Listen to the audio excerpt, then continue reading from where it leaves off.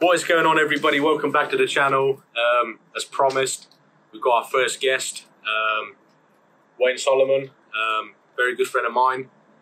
He's joining us on Fireside Chats to tell us his story. And as always, we chose a topic today, and today's topic is unbreakable and also the power of resilience. So, without further ado, I don't know if I said that correctly. I don't speak English very well.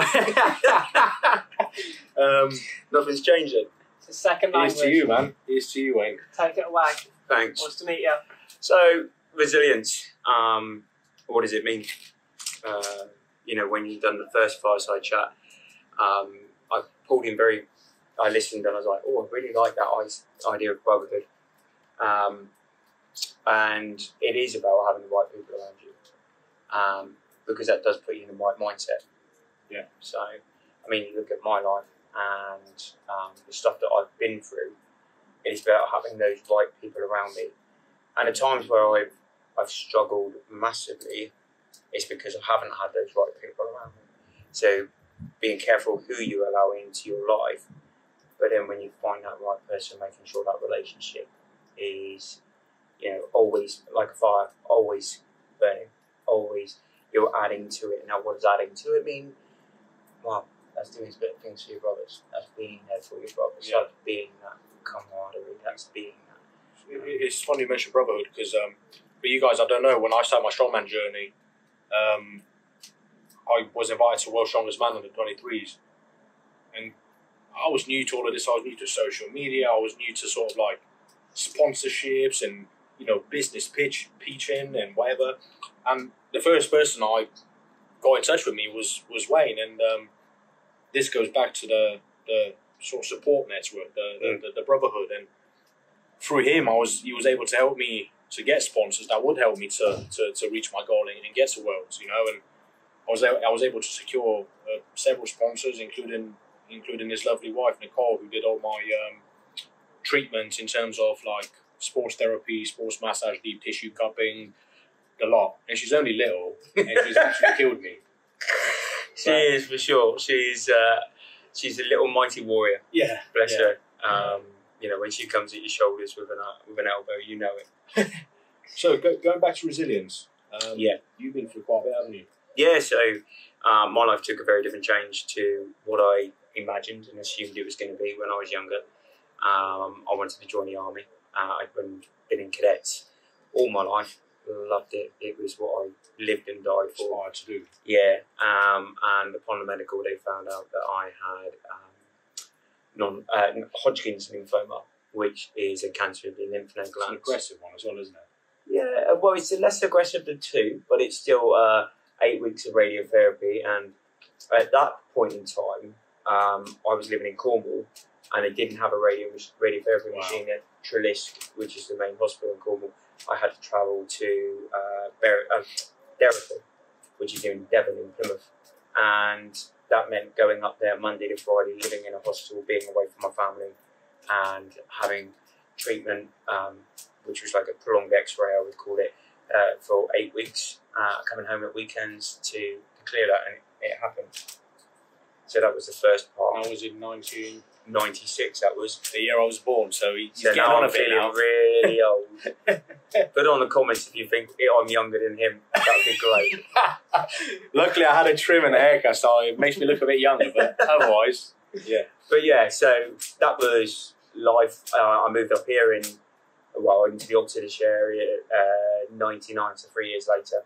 And I lived up in Cumnor, lovely little village. You're down the road. Yeah, and I worked as a store detective and worked as a security guard in the Westgate and various different jobs. I moved up here because a girlfriend at the time was Cornish. She was going to Oxford Brookes University doing teaching, and it was great. It was a good excuse to move away from home. I'd lost my dad at that point because he died, unfortunately, of cancer, and it was a new life. It was a new start. It was amazing. But then, unfortunately, I found out that my girlfriend at the time had been cheating on me with a very good friend of mine. So we split up, and I ended up moving to London and living. which was... How did you find that? That was really eye-opening.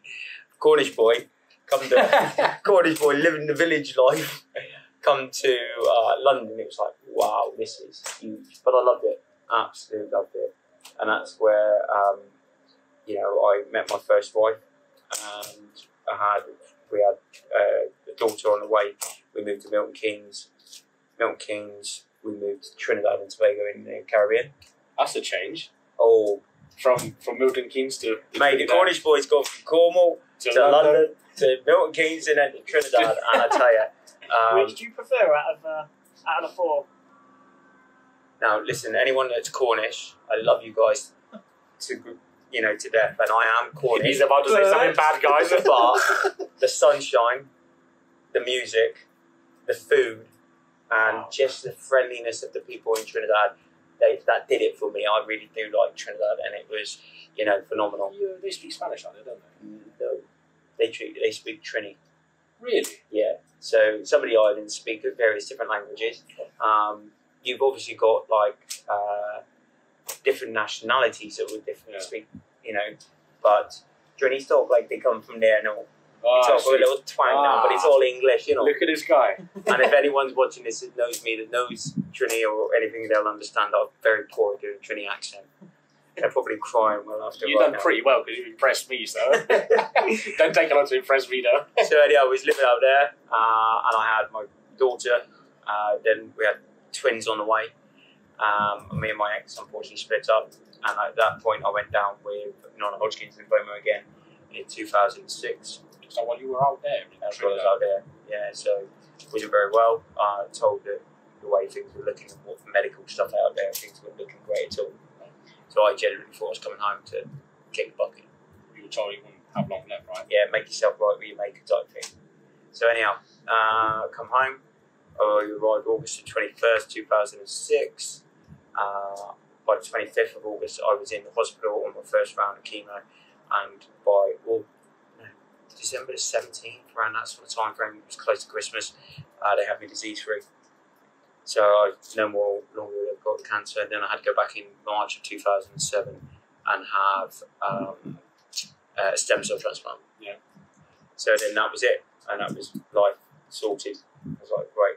So then I started training, and I started working as a estate agent. Did a bit of jobs here and there before the estate agent. Did you ever want to get back into the army after that? Got disorders and aging and that lot. It just wasn't there anymore. Yeah. So for me, it was now figuring out what I was going to do with my life, and I'd always had a passion for like sports and stuff. And this guy's spin classes were horrendous. Anyway. Yeah, if you want to see something funny, get a strong man to come to spin. It's quite comical. But yeah, it was, where do I go, what do I do? So I started looking at personal training qualifications and where that was going to take me, and I met a young lady who was a beautician, and we started dating and everything was going great. But then she unfortunately left me for somebody else. And at the time of these two people actually leaving me, I didn't understand it, but then I did understand further down the line why, and I totally get it, because I was an ass. And, them leaving shook my life up. I then started working as an estate agent, met my second wife, Nicole, who I'm married to now. Don't plan on having any more. And she's been amazing. She was the one that really helped transform me, as well as my faith in God made things so much easier to get through. But then, even then, I was in and out of faith. Well, that's what I was about to ask. Did you have faith before meeting Nicole? So I had faith, and there's making a commitment to Jesus, but then there's following the way that He advises us to live, which, to be honest with you, the ways of the world grab me far too much. Yeah. So being addicted to going out and spending money and drinking and partying all the time, and being like wanting to be liked was a massive chasing attention. So that all come to a big head in 2019. And in 2019, I got out of sort of personal training, got out of teaching exercise classes, and decided that I was going to take my faith seriously. And I remember going to church and speaking to one of the vicars there, because throughout my life, when I had been involved in churches, somebody had spoken the gifting. I don't know if you've ever heard of it, called evangelism, over my life, and none of these people knew each other. There's only one thing that they had in common, and that was the big man upstairs. Yeah. So evangelism, for those of you that don't know at home, is basically it's like a salesman for God. It's sharing who God is and helping people understand, what He is to them. So I went and spoke to the vicar, and I said, right, imagine you're the vicar, right? Okay, so I come from Cornwall. I grew up on a council estate. I have 6 Fs and 1 E. Yeah, I hate studying. But various different people have spoken over my life, gifting and evangelism. What do I do? She said, well, see that man over there, you go and speak to him. He's called Greg Daniels and he's an evangelist. She's like, right, go over. Blah, blah, blah, just like I've done there, right? And I'll never forget it. He looked at me and went, you should come to university. And I'm like, sorry? You should come to university. I was like, yeah, the word I said. I've got 6 Fs and 1 E, mate. Yeah, I'm a middle class commoner from Blebley, Cornwall. There's no way that any university is going to want me. Which one? Oxford. What, Berks? No, Oxford. You're having a giggle, ain't you? Anyhow, okay, thanks very much. Went over to Nicole. She said, what did he say? She said, come to university. She went, really? I was like, yeah. Which one? Oxford. Really? I went, yeah. What are you going to do? I said, I'll be faithful. I'll apply. I'll, see what happens. But, vicars often say, if you want to make God laugh, tell him your plans. Yeah? So I'm sat there thinking, he's having a right chunk of mouth. He's loving this. And I'm like, there's no way that I'm going to go to Oxford University. First of all, I've been earning too much money because I can't get finance, but there's no way that I can pay, 10 grand in student fees to pay, which I don't believe in student fees. That's a whole different conversation. Yeah. Right? But, okay, we'll apply. We'll see what happens. We'll put in the application. It's not means tested. You just get it. I didn't know this. So 2 days later, the application comes through, or 2 weeks, sorry, not 2 days. A letter comes through, you've got your student finance. So now I'm going, oh, okay. What's happening here? Still need to phone and get through the application process. Anyhow, I phoned, put the application process in, and then I get a phone call. Is that Mr. Solomon? Yeah. Now, is that Mr. Casey Solomon? Now, my wife is called Casey's, and we double-barreled our surname. So it's like, yes. And I was intrigued because my wife's surname is spelled Kuisis. So it doesn't look like how you imagine Casey's would be spelled. And so most people pronounce it Cusis. Mm-hmm. Right? So it's like, yeah. She says, does your wife teach classes at the does your wife teach exercise classes at the leisure centre in Abingdon? Yes. Yeah. Why? Oh, we come to your wife's exercise classes. Why don't you come round and have a cup of tea and we'll sit down and fill out the forms together?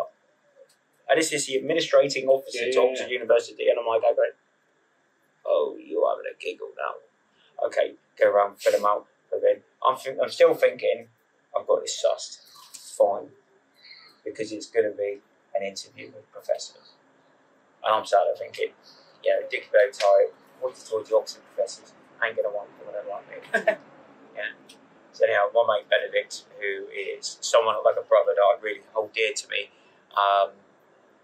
he gave me a book to read, and that was Mere Christianity by C.S. Lewis. Fantastic book. Fantastic book.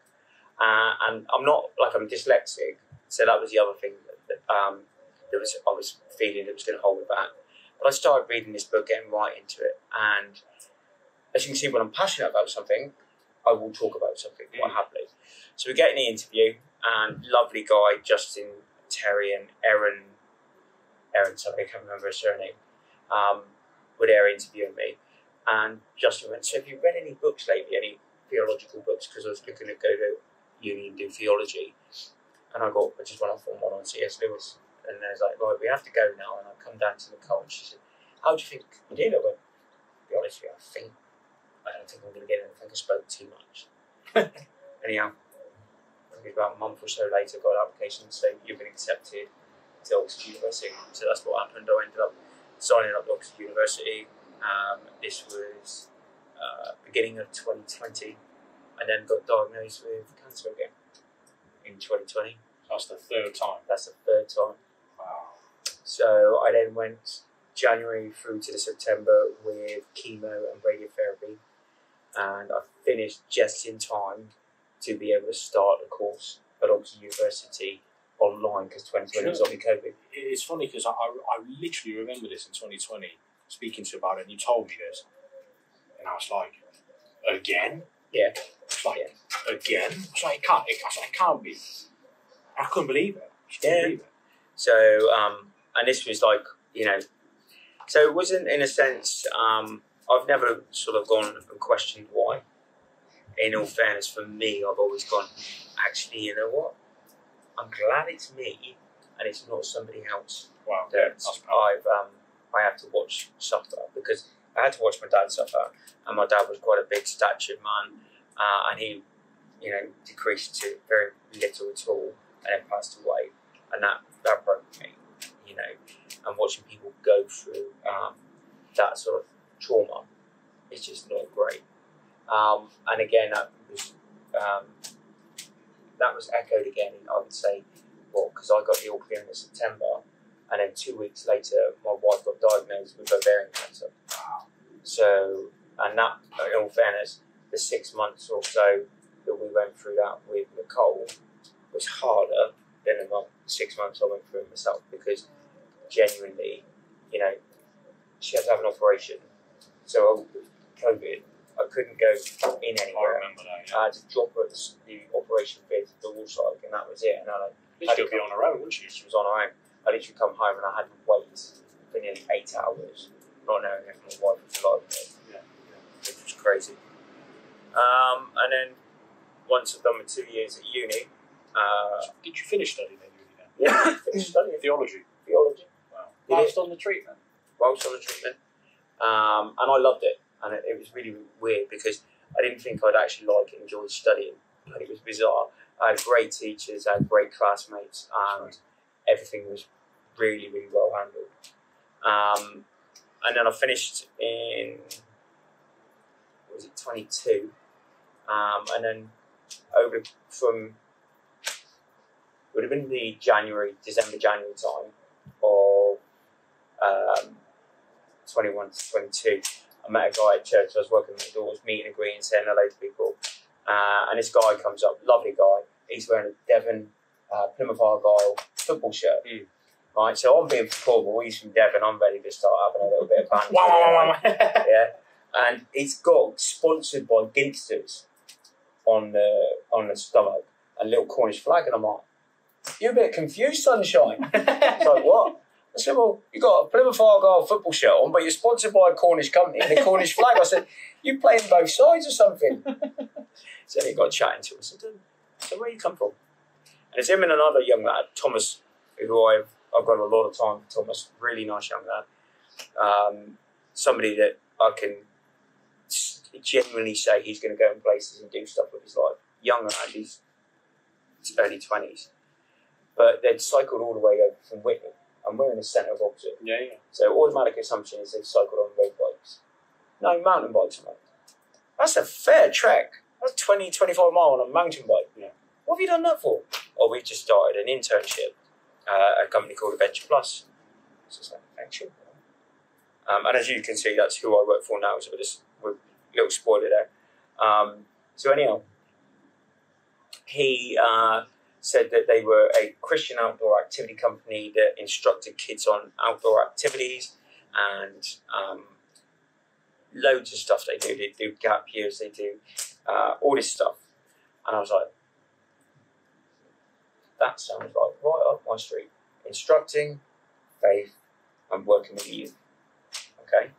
So anyhow. Outdoor activities too. Yeah. Your nature, man. Yeah, loved it. Absolutely loved it. So this was Sunday evening. I thought, go home, I'll email him and see what happens. So I emailed him. Now, the business side of me was going, right, I'll send my email in now Sunday evening. It's a non-important email, so I might get a response, say Wednesday. 7 days later. Yes, yeah, it's that sort of thing. 20 minutes later, a young lady called Margaret had responded and explained to me what I'd need to do to be able to help and volunteer.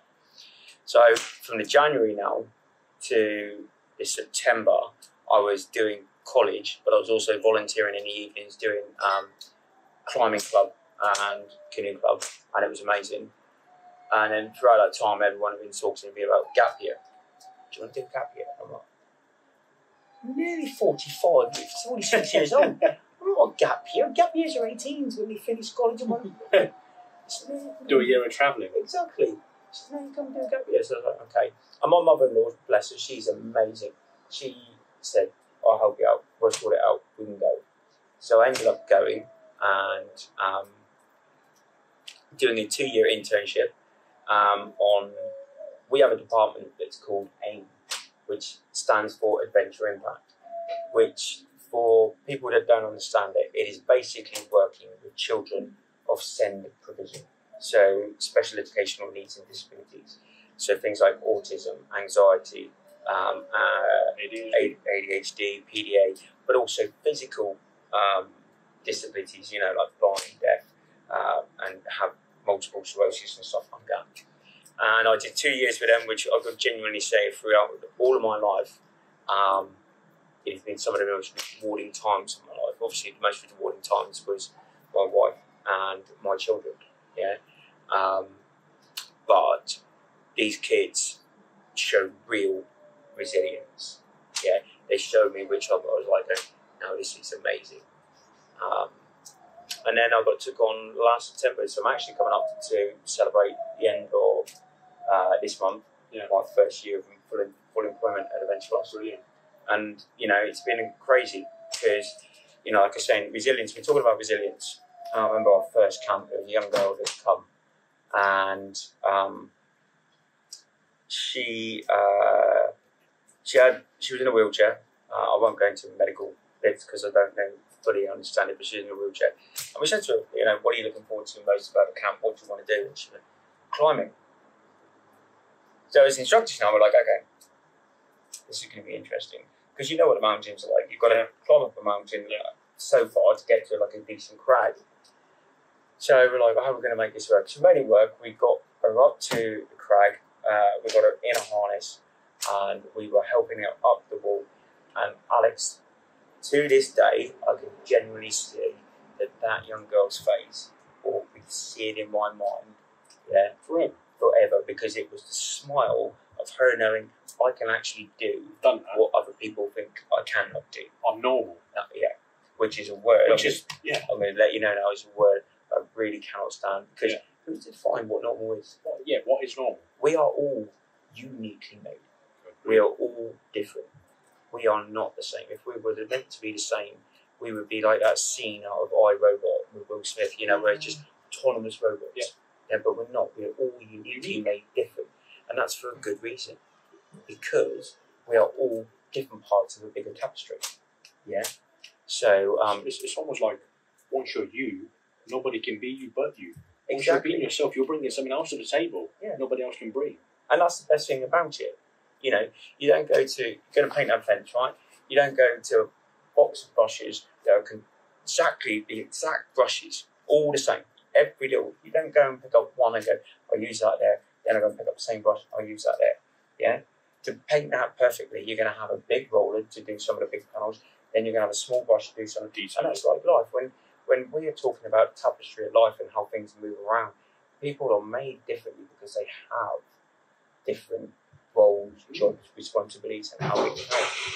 All I can say, I was very fortunate to come and do a chat with the kids at Adventure Plus, and that was one of the most rewarding things I've done. And I did a chat, and we did a training session, and just seeing the smile on those kids' faces, it was just phenomenal for me.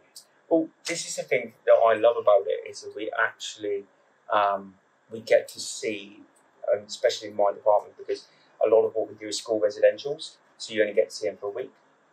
But with my job, we get to see them right over the course. All right. You spoke a bit too much there, son. We get to see the growth over the course of the year, which is phenomenal. And we've had some really big successes with some of these children where even teachers are like, I don't know what you're sprinkling down there, but can we have some of it here? Because these kids have got, we believe in a person-centered approach. We get to know them, get to know their likes, then we help them promote those likes, which then builds confidence, which then helps them. Yeah. And then you didn't just, between you and your wife, you didn't just beat cancer 4 times. You then went to have heart surgery? Yeah, so I'd had cancer 3 times, and my wife has had cancer now twice. Wow. But she also, on her cancer, so she had to have 2 major surgeries. And to be honest with you, I was feeling a bit left out. So I was like, oh, no, hang on a minute, I need some of this. Want another turn? Yeah, exactly. Give it back. I haven't been to that hospital, let me try that one out. Anyhow, no, because of all the radiotherapy, the aortic valve in my heart had narrowed. So basically, I had to go and have a replacement of the aortic valve. And that was May the 3rd this year.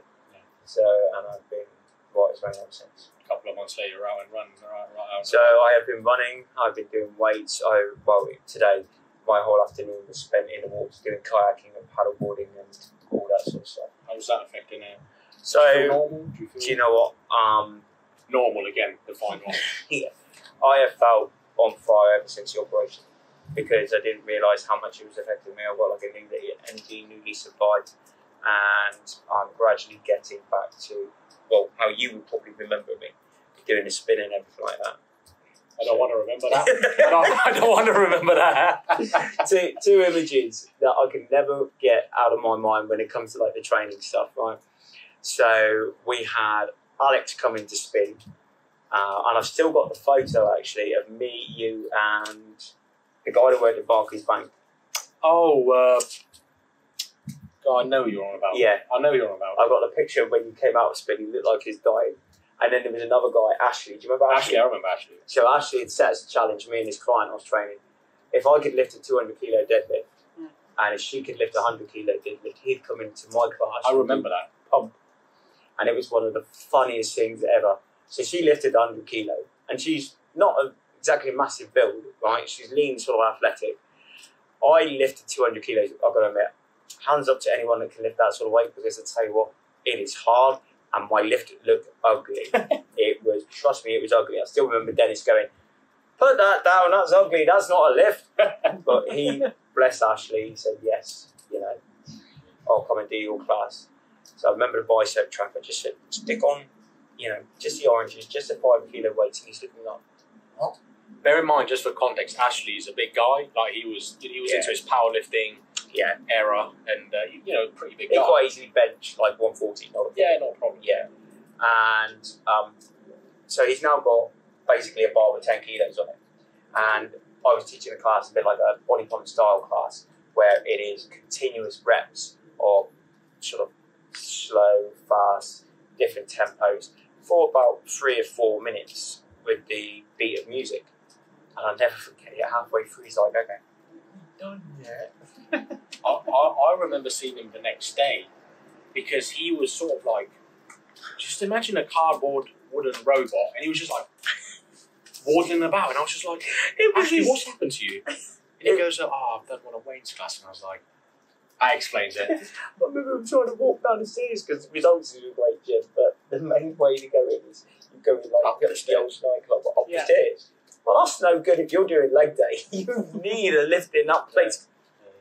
So yeah, that's my life, and that's why I come in and talk to you about resilience and how sometimes you have to really dig in with your brothers, with the right people around you.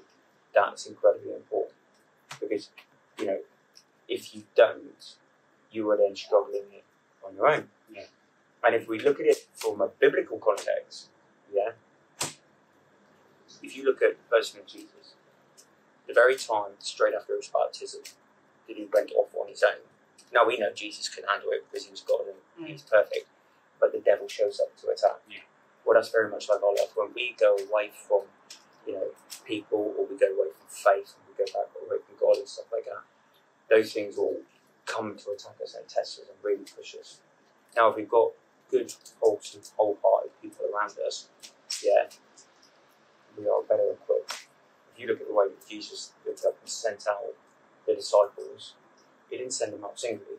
If you're a teacher and you want to get your message out, and then you've got 12 people in front of you, common sense would go, well, I'll send you that way, 1, 2, yeah, I like that, and send them out individually, a couple more spaced. But he knew that that wasn't the best way to do it. They needed that support, they needed that camaraderie, they needed that, that brotherhood to be able to get them through. So even, for those of you that aren't biblical or religious, there is a biblical context to brotherhood. I think you don't have to be religious to understand this concept. Not at all. No. Yeah. No. But I just realised, me and you have been doing a lot of talking, and this good-looking man here has been sat there very quiet, just observing. Just taking it all in. Yeah, that wisdom of aura of wisdom, I should say. Do you know what? He, when I helped him move houses, I've told this story before, he has more books than anything else. Does he? So his knowledge is next level. Cool. But what I wanted to ask you is, throughout this whole cancer once, cancer twice, cancer 3 times, wife cancer twice, open up, what kept you going? What kept you going? I have faith. Yeah. So, for me, I know that either way, I win. Yeah. So if I have cancer and I pass, I know I'm going in paradise. I'm in paradise. I'm going to God. I'm going to Jesus, and I'm going to be happy. Right? I know that if I live, I get to share my testimony. I get to share what we can do to give other people a sense of hope. It's quite funny actually. So when we were going through when Nicole was going through treatment, this was probably early 21. The NHS were making a video for patients that were coming into the day treatment unit and explaining the actual whole set of where, what, how, who, when, and everything like that. So they could send it to people that had to come there so they could settle their nerves a bit. And even during the treatment and going through cancer stuff and everything like that, me and Nicole took part on that. It was quite funny when Nicole had the cancer not long ago. They sent her the video because she'd have to go to day treatment unit, not realising that she was the one on the video. She was the one on the video. She was the one on the video. But it's about sharing our story because for me, whatever we go through in life, you can choose to do one or two things with it. You can choose to hide it away, bottle it up, and at some point you probably will explode and crash. Or you can actually share it. Inspire others, listen to others, help them get along, help them understand what things are from different aspects. And like I said to you earlier, actually us as, olderish guys, as to say. Speak for yourself. We can inspire the next generation, which is what our company is about, and we can give them hope, we can give them a future, and let them know it's going to be alright, because we're in a society now where there's so much anxiety in the world. It's unbelievable. Because kids don't know where they're coming or going or what they're doing. Half their time, right, is in computers, into pads, into all of these electronics, right? They've not living real life anymore. They're not living it. I can't say names, right? But we've got one little lad, yeah, that comes to work, and I says to him, so what do you like doing then? I like playing Minecraft. Okay, so should we go up the woods, build a den, and build a fire, and all that? And he's like, nah, I just sit here and play games. I'm like, but you like playing Minecraft, which is building your own little world. Yeah. We can do that in the woods. We can build our own little world. Real life. No, there's no oomph in it because they're so used to just sitting in front of TV, sitting in front of computers, and they don't get the grasp of getting out in nature and enjoying themselves. Do you think parents play a big role in that? The only reason I ask that is because for me, when I was a kid growing up, my parents would have to give me a slap to come back in the house. Yeah. Like, I was outside most of the day. Yeah. They have to drag me into the house. But now, though, it seems like this role is switched. So, is it a parents think? So for me, society is a all or nothing. Yeah, and I understand it's in the context of, parents. Children are out doing too much, so it's no more ball games. You should be indoors. You should be studying. You should be doing this. So they go all completely opposite, and they're keeping the children in and not letting them do anything. Yeah, completely opposite scale. But however, what I will say, there are parents out there that sometimes need to sort of allow their children to step out that little bit more. That them themselves as parents are a little bit anxious about what their children, they might go, oh no, I don't think little Johnny can do that. And we spent 2 or 3 days with little Johnny, and next thing you know, little Johnny's doing the very thing that she said he didn't think she could do. Yeah. So yeah, I think parents need to understand what their children are capable of, and sometimes take off the cotton ball. Allow them to let them fall over, let them play their mind, let them experiment things. Exactly. If there's were to be one activity that you would advise parents to do with their kids, if you could only pick one, what would it be? Okay. So obviously you'll have all the adrenaline sort of fueled activities and stuff like that, but the simplest of things that a parent can do with a child, given there's different activities for different age groups, would be something like this: setting a fire together. Father and son sat around a fire, went for the marshmallows. Oh, you said, how's your week been? That time of getting to give that son or daughter time together, asking them questions, asking how that young person's life is going, because at that point, that person's feeling special, that person's feeling valued.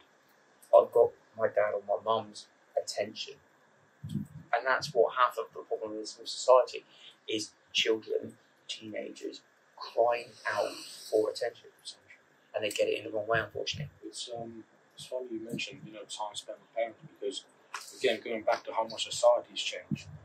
I mean, unfortunately, because of the way society's going and the economy's going, you see parents are working more and more hours to provide for their kids. Yeah. And they, is sacrificing the next best thing, which is spending time with their loved ones. Yeah. So their working hours go like that, but their spending time with their loved ones goes like that.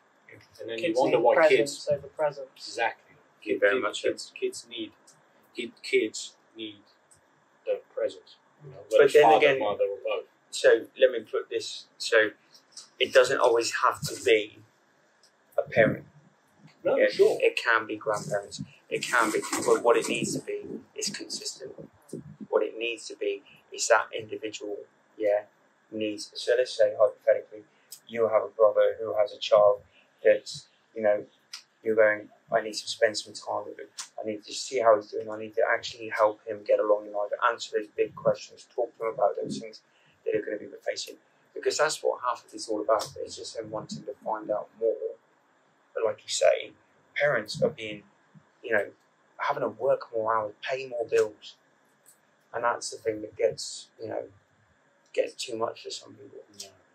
It's funny you mentioned this, because so my story, but when my parents emigrated to the UK, I was left with my grandparents, and they then stepped up, and they had to step up to fulfill those roles. So it was almost like they became my parents and my grandparents at the same time, and because of that, I never sort of felt like my parents were gone, because I knew I had my grandparents that I could count on.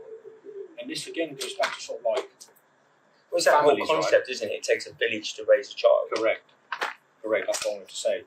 And it's funny because here it was a bit more strange, but in Romania especially, families are sort of like living together, whether not in the same house, but in very close proximities. It wasn't always like that here, though. I know. So when I was growing up, we would leave our front door open on our council estate, and we'd have mates charging in out each other's houses, and it's like back home. Yeah, all the time. And it's just even in my lifetime, over the last 40 years, it has changed drastically. So in where we live back home, in the flats, my grandma's now the oldest person in those flats, right? Yeah. So her door's always open, and people are going in and out. Oh, Grandma, do you need your bins taken out? Let me take them out. Do you need anything from the shop? Oh, let me grab you something from the shop. So it's always very like, oh, neighbour, do you have a bit of salt or a bit of sugar? I ran out. It's very, very sort of open door policy. And that's what it should be. And that's what you know that actually all of us have got it in our hearts. We've all got that mentality in our hearts, because if you've got to look at COVID and how the community pulled together to help each other, you know individuals have got it in them. Mm. Yeah. They can do it. It's just having that time and that passion to do it. Some people have kept that up since COVID, and unfortunately some people have left it go. But we all have it in us. It just takes that big sort of Commitment, yeah. So, yeah, but I'd say bushcraft of some sort, getting out in the woods, getting out in nature is definitely a big one up there. And then the other thing I'd say for maybe the older kids is finding out what they like and trying to pull alongside them and let them do it and actually spend time with them doing it and pay interest into what they like. Because the moment you pay interest into what they like, again, like I said, they feel seen, they feel valued. Okay. Wow. Going back to resilience. Yeah. Is there anything you can point to earlier on? Because the first time you were diagnosed with cancer, you was quite young. I was 19. 19, Yeah. Wow. So, and yeah, that is terrifying. You went from being 19 to getting cancer, not being able to join the army, you know. So if you want a rundown, I did this not long ago when I did a bit of a counselling course, and it was actually quite horrendous. So early 19, I was diagnosed with cancer. And then that was from up until, that was the October. Yeah. I got the all clear. October of 1996 is when I was sort of early 19. I got the all clear, so I was actually 18 when I got it. About a month or so later, my dad got diagnosed with bowel cancer, and then 4 months later, he passed away. And then about a month after that, the young lad that I'd grown up in the cadets with, he went into the army. He was home on leave, and unfortunately, lost his life in a bit of a pub incident, should we call it. I wasn't there, so I don't know exactly what happened, but he was killed. So all of that just built up, and that's why, like I said earlier, to the two people that left me, I don't blame them, because I was a very different person. I struggled with jealousies and insecurities and feeling like people were going to leave me all the time. What helped you overcome that? So church helped me overcome it at the times I got into it, and then different people in my life, in terms of there's been different people at different times that have sat me down and just chatted away, and you know, Brotherhood. Yeah, brotherhood, and that's the thing. And I think, you know, that's what society misses. Like you were saying on the first video, it's all this lone wolf stuff. Which, don't get me wrong, I mean, like you said, there's some cracking films out there, you know, and it's great. However, for me, the better films are things like The Expendables. Expendables, yeah. That isn't about one man. You look at, I don't know, there's 3 or 4 where Barney Rubble goes off on his own. He ends up having to have all his brothers come and get it. Yeah, and that clearly shows us that actually trying to do it alone isn't the best thing for you. It's actually doing it collectively in a group. And there's been people in my lifetime that have pulled alongside me at various points and been supportive and helped me get through it. But I would say I've done more learning later in life when I understand myself a little bit more than what I did back then.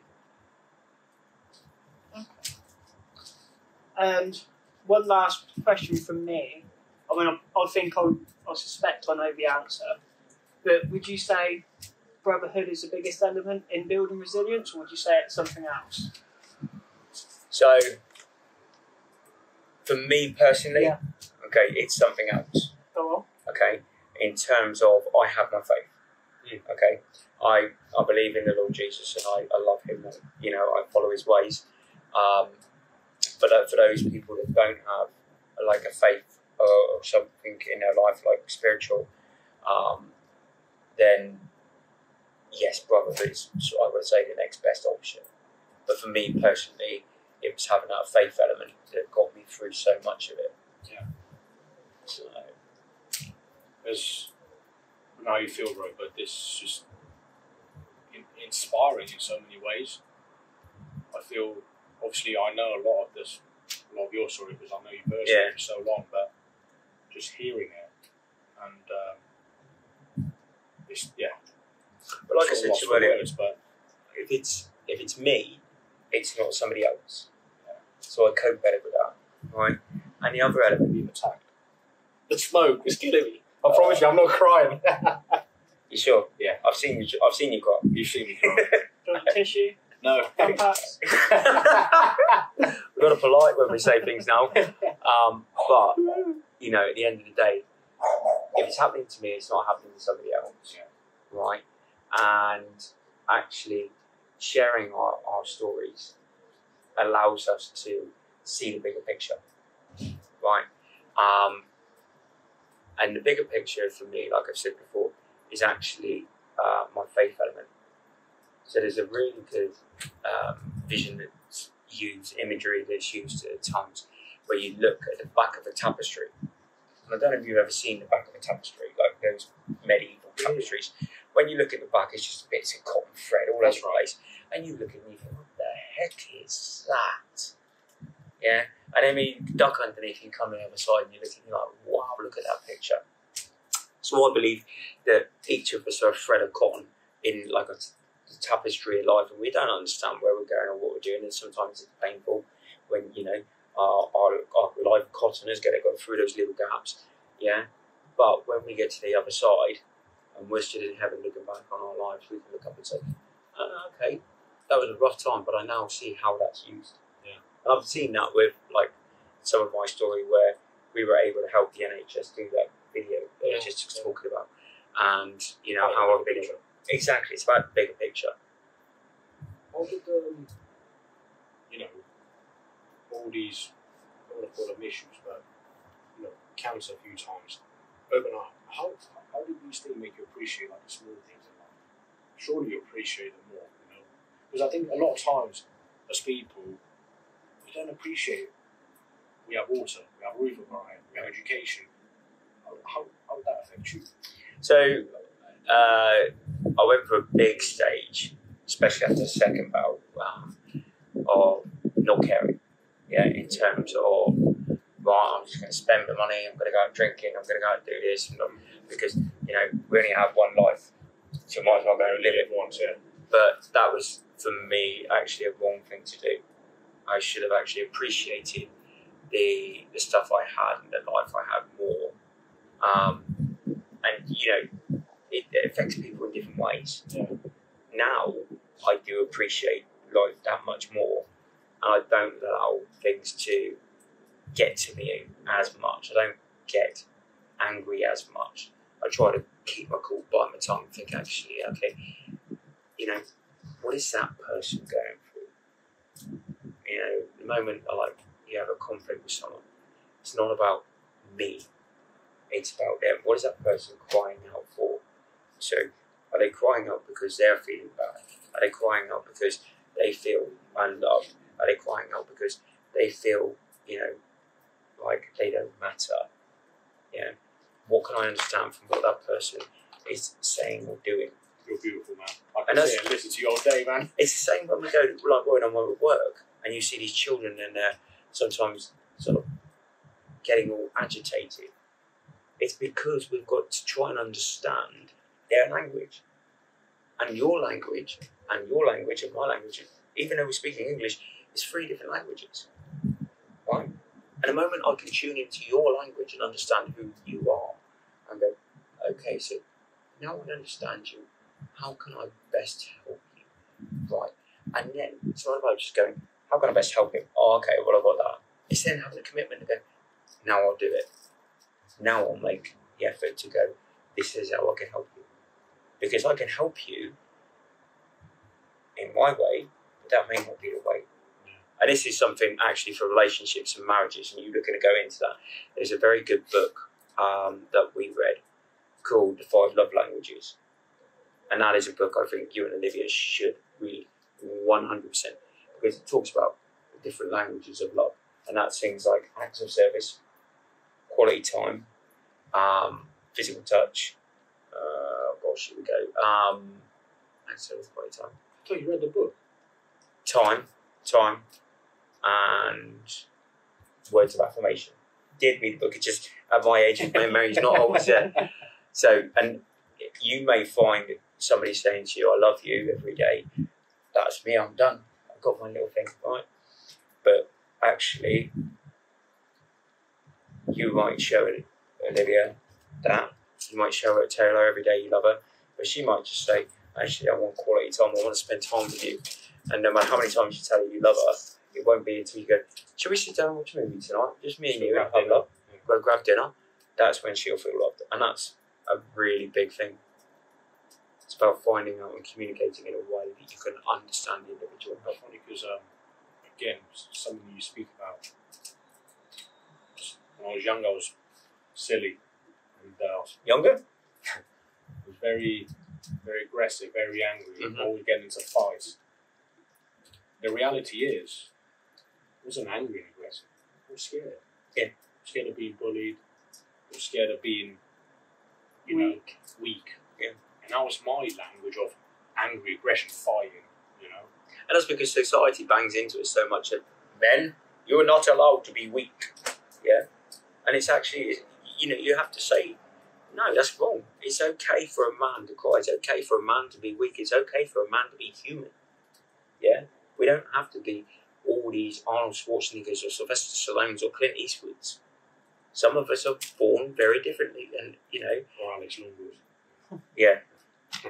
But But you know I what I just want Go to on. contradict that slightly. I do believe that it is a man's role and duty to be strong. However, I believe we've got very confused and a very narrow view about what that is. As you were just saying about how everybody's different, there's no such thing as normal. Strength isn't just being the biggest, hardest man in the Physical. room. It's defining what It's- strength is. Yeah, it's the ability to say, this is a problem I can't tackle. Whether it's I can't tackle at all or I can't tackle But that's on my own. not weak. It turns That's the into strength of exactly. having the ability to own up to go, Self-awareness. Yeah. Having the ability to look yourself in the mirror and say, I am good at this, this and this. However, Confidence. not so much at this and this. Yeah. And that's where true confidence lies. Yeah. Not Very much bluster, so. not arrogance. No. Not, Ego. I'll just blag my way through it. No, I know what I'm totally about, and I know... Totally agree with you on that. And again, it is about what strength is. I think when we are called to be strong, there is no definitive definition of what strong is. Yeah. In terms of, it's like who can lift up. I'm getting dusted here. I'm getting attacked. We should really just sit there and go but no, it's like different types of strength. But society says that the strongest individual physically is the real man. And it's not. It's not in the slightest. It's real men like you, me, Alex, that, we all have our different strengths, that we can just talk and we But can look actually... around and you can see everything we've built. Yeah. This wasn't all built on the back of Arnold Schwarzenegger's or... No. That's not how it works. We all have an integral role to play. And this is the thing with society, and this is where it's going wrong, and this is where we're going wrong on such a massive level, is influencers, and you get right influencers. So this is a new way we're having to pick our friends. Yeah, it's pick who we're watching, pick who we're observing, because we'll have kids come to camp and they'll be like, "Have you heard about this influencer? Or you heard about that influencer?" And I'm like, "No, what does he say?" What does he say? "Oh, he's saying we should look like this, or we said I should look like that." It's like, who the heck is he? He doesn't even know you. At least if, Alex said to me, "Hey, sunshine, you need to lose a little bit of timber," I would know it's coming from a man who's being honest, seeing Or a brother. Yeah. or a brother. But a man halfway across the world is sitting in his Ferrari going, "Yeah, I'm alright, well, you could do this. If you don't, you might be like this." Crazy. Absolute crazy. This again goes back to like social media. I think social media can be good. It can also be very negative from this perspective. I mean, Very much so. you have kids who look up to people who actually really don't put a good message. Yeah, that's the thing. It really ain't good. But then there's people like us we put out a good message, a message that should be followed. But, you know, if you choose to follow it, listen to us, because there will be a lot of good information being put out there. Hopefully we get to do this again. Hopefully we do. I hope we get to do it in the nature next time. Yeah, well, the offer's there, man. We could do it in the woods and show you, get a proper fire about a little basket going. Yeah. And just for you, maybe bring some marshmallows. And sausages. Hey. Bit of sausage. But you know, with something like that, when we go in the woods and do a proper fire, it would be nice for us to get a few more brothers together. Yeah. We can sit and share stories. And it doesn't have to be a topic-related story. It just literally just be men, brothers, talking. Yeah. You know, what did you do today? What went well? What didn't go so well? How can we help you? Because that's the whole idea of Brotherhood, to support one another. 100%. 100%. And, you know, when I was at my old church, before I moved to the local one here, we have a group on like a Tuesday or Wednesday morning. And it would just be blokes. And, you know, it would be chatting about how we're getting on. And that's genuinely a massive thing. You'd read the Bible because it's a Bible-oriented group, but you would get to sort of share with other blokes how you were getting on. If you were struggling, you'd be able to say, I'm struggling. And that's ultimately what we're trying to build, a community where we can lean on each other, we can support each other, we can build each other out, and we can call each other out on our bullshit. And that's a big thing, I think, actually having the confidence to call people out on, you know, what is right, what is wrong. This is something that we've talked about before. He must be my brother, right? If he sees that I'm going off rails, he should be able to come up to me and be like, bro, what's going on? Why are you drinking again?